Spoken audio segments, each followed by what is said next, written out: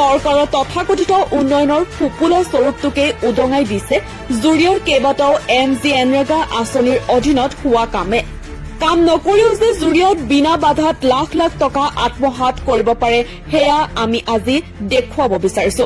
চাওকচোন এই চাইনবোৰ্ডখনলৈ।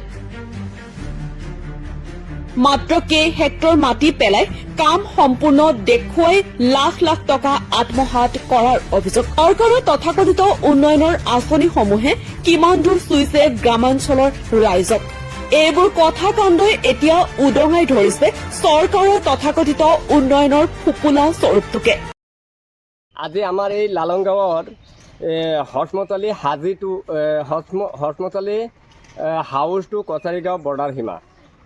এই ৰাস্তাটো ৩-৪বাৰ মানে ধৰি এই ৰাস্তাটো ৩-৪বাৰ ধৰি মানে খালি কাম কৰি থাকে আৰু এই আপোনাৰ পইচা মানে কাম নকৰি পেলাই 3বাৰকৈ মানে হেৰি কৰিছে, পইচা উঠাইছে আমি জানামতে।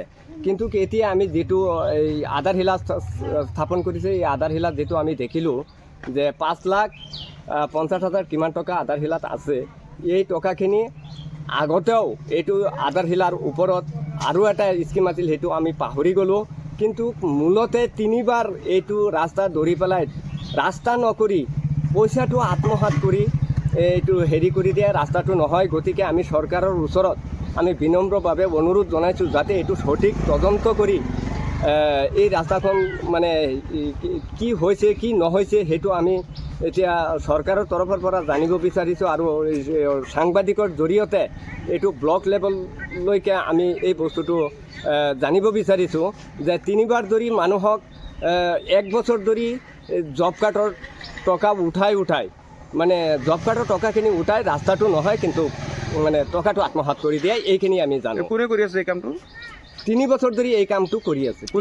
কণ্ট্ৰেক্টাৰ কোন? কণ্ট্ৰেক্টাৰটো আমি জানামতে এই আমাৰ 4 নম্বৰ ৱাৰ্ডৰ যিটো মছজিদ আব্দুল মছজিদ, এই মছজিদে এই কামখন কৰে। মছজিদৰ লগত আৰু সহযোগী কেইজনমান আছে। সভাপতি জড়িত হৈ আছে নেকি?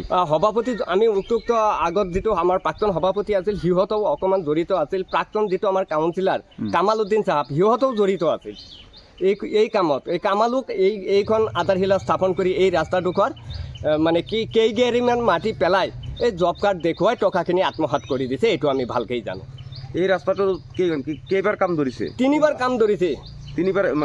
3বাৰ কাম ধৰি খালি জব কাৰ্ড দেখুৱাই টকাখিনি আত্মসাৎ কৰি দিয়ে। এইটোৱে আমি জানো। এতিয়া কি দাবী জনাব? চৰকাৰক কি দাবী জনাব?